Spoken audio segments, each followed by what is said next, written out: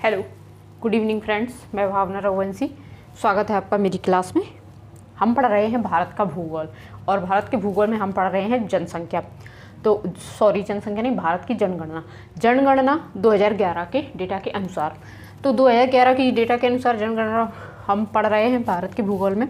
तो एक क्लास हमारी कल हो चुकी है, तो उसमें हम देख चुके हैं नगरीय जनसंख्या, ग्रामीण जनसंख्या और किस राज्य में कितनी जनसंख्या है, उसके लिए हम पहली क्लास ले चुकी हैं। और आज हमारी जनगणना की दूसरी क्लास है।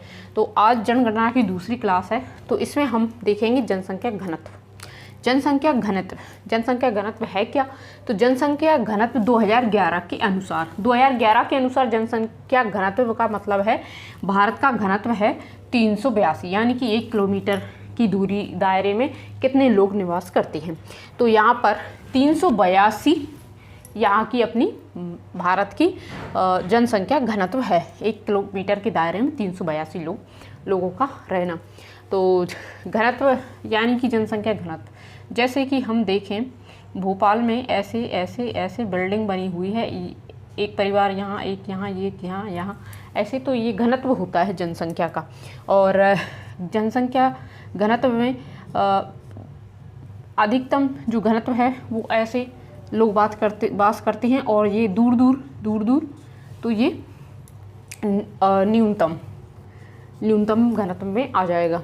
ऐसे दूर मकान में रहना, और ऐसे जैसे कि एक फ्लॉट के ऊपर एक फ्लॉट के ऊपर एक फ्लॉट के ऊपर एक, ऐसे लोगों का रहना, परिवारों का रहना, तो वो जनसंख्या घनत्व है। तो हम जनसंख्या घनत्व के बारे में पढ़ रहे हैं। तो अधिकतम जो जनसंख्या घनत्व है वो बिहार का है। बिहार में अधिकतम जनसंख्या घनत्व है। वहाँ का बिहार का जो जनसंख्या घनत्व है वह है 1106, यानी कि 1106। तो बिहार में जनसंख्या घनत्व अधिक है।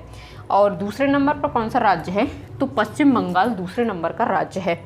और न्यूनतम में देखें तो न्यूनतम में, जैसे कि मैंने ये बताया है, न्यूनतम घनत्व दूर मकान होना, दूर रहना। तो अरुणाचल प्रदेश है, अरुणाचल प्रदेश का जनसंख्या घनत्व न्यूनतम है। और दूसरे नंबर पर है न्यूनतम में, इसका 52 है। मिजोरम राज्य का 52 है। तो हम केंद्र शासित प्रदेश में देखते हैं, तो केंद्र शासित प्रदेश में अधिकतम कौन से राज्य, यूनियन टेरिटरी केंद्र शासित प्रदेश में कौन सा है? तो दिल्ली में अधिकतम जनसंख्या घनत्व है। तो यहाँ का कितना है? 11,320 जनसंख्या घनत्व है दिल्ली में। और न्यूनतम है अंडमान निकोबार का, 46 है अंडमान निकोबार का। तो ये था जनसंख्या घनत्व। उम्मीद है कि आपको उम्मीद है आपको समझ आया होगा जनसंख्या घनत्व कि क्या होता है और भारत में जनसंख्या घनत्व है कितना। तो ये डेटा आपके सामने रखा हुआ है, कौन से राज्य में कितना है। सबसे अधिकतम है बिहार का, और अरुणाचल प्रदेश न्यूनतम पे है। और यहाँ यूनियन टेरिटरी केंद्र शासित प्रदेश में दिल्ली जो 11,320 है, और न्यूनतम है अंडमान निकोबार। तो हमने जनसंख्या घनत्व देखा। अब देखते हैं लिंग अनुपात, सेक्स रेशो। भारत का लिंग अनुपात कितना है, सेक्स रेशो कितना है, ये देखते हैं। तो भारत का लिंग अनुपात है 943, यानी कि 1000 पुरुष पे महिलाओं का होना। तो 1000 जो पुरुष हैं उन पे महिलाएं हैं, 943 भारत में लिंग अनुपात है। तो सर्वाधिक और न्यूनतम, तो सर्वाधिक लिंगानुपात है किस राज्य में है? तो केरल का जो लिंगानुपात है वह सर्वाधिक है। यहाँ पर कितना है? 1084। केरल में लिंगानुपात 1084 है। अधिकतम केरल में है लिंगानुपात, यानी कि यहाँ पर महिलाओं की संख्या ज़्यादा है पुरुषों की अपेक्षा। दूसरे नंबर पर है तमिलनाडु में कितना है? 996। तो सबसे जो न्यूनतम है वो कौन सा है? न्यूनतम है हरियाणा में कितना है? 879 है हरियाणा का लिंगानुपात। और न्यूनतम में दूसरे नंबर पर है जम्मू कश्मीर। तो सबसे कम लिंगानुपात है हरियाणा का, सबसे अधिक है केरल का। अधिकतम देखते हैं केंद्र शासित प्रदेश में लिंगानुपात। यूनियन टेरिटरी में लिंगानुपात सबसे अधिक कौन से राज्य में? तो पुदुचेरी। अधिकतम है पुदुचेरी में है 1037 महिलाएं, 1037 महिलाएं हैं, 1000 पुरुष पे पुदुचेरी में अधिकतम है। और न्यूनतम कहाँ पर है? तो दमन और दीप में न्यूनतम है। 1000 पुरुष पे 618 ही महिलाएं हैं दमन द्वीप में न्यूनतम। तो हमने क्या देख लिया? जनसंख्या घनत्व के बारे में देख लिया, और लिंगानुपात देख लिया भारत का। और अब हम नेक्स्ट डेटा देखते हैं भारत में साक्षरता दर के बारे में। साक्षरता देखते हैं जनगणना में।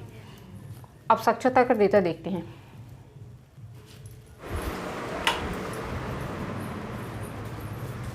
साक्षरता दर, तो साक्षरता दर भारत की, साक्षरता का मतलब क्या है कि 7 वर्ष से अधिक आयु वाला कोई भी व्यक्ति, 7 वर्ष से अधिक वाला कोई भी व्यक्ति, 7 वर्ष का हो जो और या उससे अधिक हो, जो कोई भी एक भाषा को पढ़ना या लिखना जानता है, वह साक्षर कहलाता है।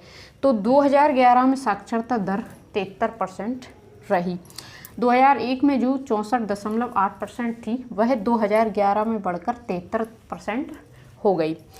तो साक्षरता का मतलब आप समझ गए, साक्षर होना यानी कि 7 वर्ष का कोई भी व्यक्ति जो एक भाषा को पढ़ना और लिखना जानता है, वह साक्षर है। तो साक्षरता दर देखते हैं। तो अधिकतम किस राज्य में साक्षरता दर है? तो केरल राज्य में अधिकतम साक्षरता दर 64% है। 64% लोग केरल में पढ़े हुए हैं। तो केरल राज्य में सबसे ज़्यादा शिक्षित लोग हैं।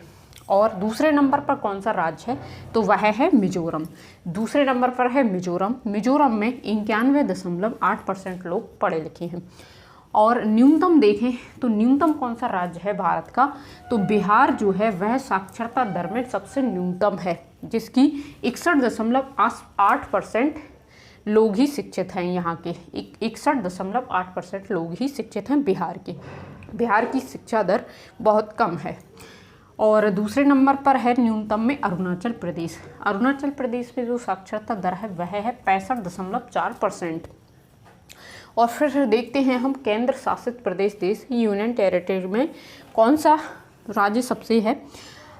तो साक्षरता में लक्षद्वीप सबसे ज़्यादा साक्षर है। लक्षद्वीप में 91.8% केंद्र शासित प्रदेश में अधिकतम। और न्यूनतम है केंद्र शासित प्रदेश दादर नागर हवेली में न्यूनतम है, कितने हैं? 76.2% लोग ही यहाँ शिक्षित हैं। और महिला और पुरुष में देखें, स्त्री और पुरुष में देखें साक्षरता दर, तो जो पुरुष है वह 79.2% साक्षर है और महिला कम है। न्यूनतम महिला 52.1% ही महिला शिक्षित हैं। तो पुरुष ज़्यादा शिक्षित है और महिला कम। तो हमने देखी साक्षरता दर 2011 के अनुसार। तो 2011 का डेटा है, अभी जनगणना हुई नहीं है।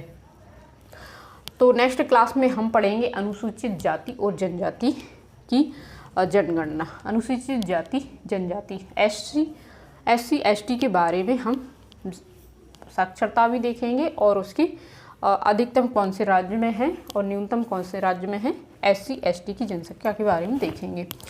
तो थैंक यू दोस्तों, क्लास अच्छी लगी हो तो लाइक करना। Thank you.